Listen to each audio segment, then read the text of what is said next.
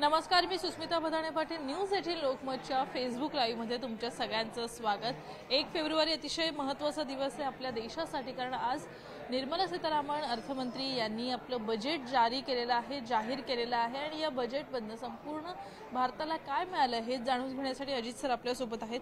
Sir, IMC कडनं तुम्ही या सगळ्या बजेटचं विश्लेषण कसं कराल? काय वाटतं की हे बजेट का वेगळं आहे, विशेष आहे आणि भविष्यामध्ये भारताच्या एकूणच अर्थव्यवस्थेला बळकटी देण्यासाठी किती महत्त्वाचा ठरेल? हा बजेट वेगळा म्हणजे हा तर इंटरिम बजेट आहे, म्हणून हा फुल बजेट तर नाहीच आहे. आणि दुसरं, लोकांना बरंच वाटलं होतं की या बजेटमध्ये अगदी इलेक्शनच्या दृष्टिकोनाने काहीतरी अनाऊन्समेंट्स होतील, काही पॉप्युलिस्ट अनाऊन्समेंट्स होतील.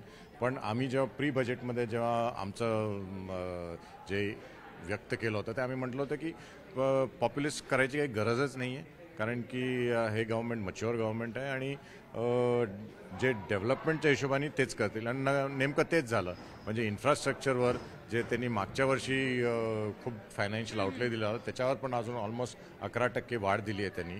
प्लस दुसरं, त्यांनी एक नवीन फंड क्रिएट केला आहे 1 कोटी करोडचा, जे 1 लाख करोडचा फंड जो त्यांनी क्रिएट केला आहे, जो टेक्नॉलॉजी आणि जो इनोव्हेशन याच्यासाठी केला आहे. आणि तो ऑलमोस्ट इंटरेस्ट फ्री आहे, कारण 50 वर्षाचं ड्युरेशन आहे.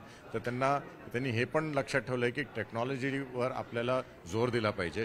म्हणजे आता AI आपण बघतोय, दिवसेंदिवस AIचं अगदी प्रमाण वाढत चाललं आहे. तर त्याच्यात गव्हर्नमेंटनी फायनान्शियल आउटले दिला आहे. प्लस स्त्रियांसाठी पण, म्हणजे from health point of view आणि त्यांचे काय म्हणतात विमेन एंटरप्रेन्योर्स, त्यांच्यामध्ये पण फायनान्शियल आउटले दिला आहे. प्लस इन्फ्रास्ट्रक्चरमध्ये तुम्ही नुसतंच रोड किंवा तुम्ही ब्रिजेस याच्यावर काही कॉन्सन्ट्रेशन केलं नाही. तुम्ही म्हटलं की आपल्याकडे 40,000 जुन्या बोगीज आहे, त्याला आम्ही वंदे भारतमध्ये आम्ही कन्वर्ट करणार. म्हणजे नॅचरली तेवढा तुमचा वंदे भारत ट्रेन्स वाढणार, म्हणजे तुमचं जे आपले कम्युनिकेशन आहे, लॉजिस्टिक्स आहे, तो डेव्हलप होणार. तर त्या दृष्टिकोनाने I think it's a perfect budget for the future budget to come. खरं तर या बजेटमधनं टॅक्स पेयर्सला फार काही वेगळे निकष बदललेले पाहायला मिळत नाहीयेत आणि स्टार्टअप इंडिया किंवा आत्मनिर्भर भारत अशा वेगवेगळ्या ज्या योजना पण यापूर्वी आणल्यात त्याच्यावरती अधिक फोकस दिसतोय का? हो, नक्कीच. म्हणजे इनफॅक्ट टॅक्सच्या दृष्टिकोनाने फोकस होणारच नव्हता, कारण की मग तो पॉप्युलिस्ट फोकस झाला असता. म्हणून त्यांनी फायनान्स मिनिस्टरने व्हेरी क्लिअरली म्हटलं की मी टॅक्सवर काहीच करणार नाही.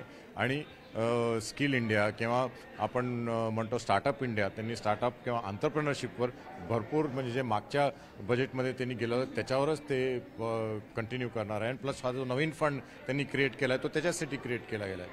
तर त्या दृष्टिकोनाने व्हेरी स्टेबल पॉझिटिव्ह बजेट.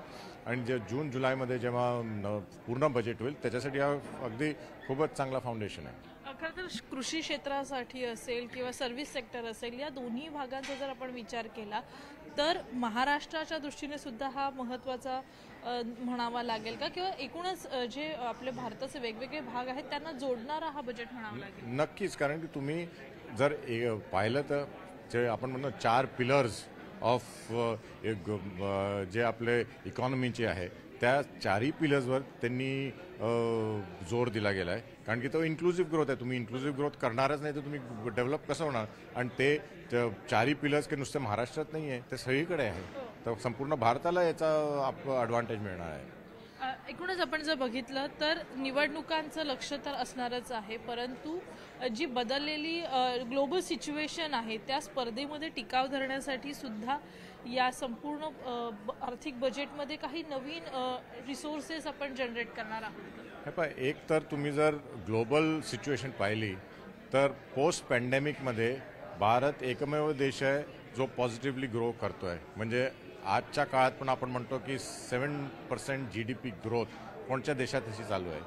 आणि ते झालं आहे कारण की हे जे सगळे गव्हर्नमेंटचे जे पॉलिसीज आहे, मागचे जे बजेट्स आहे त्याच्या संदर्भात ते झाले. प्लस हा जो इंटरिम बजेट तो कंटिन्युटी आहे, कुठेच थांबलेला नाही आहे.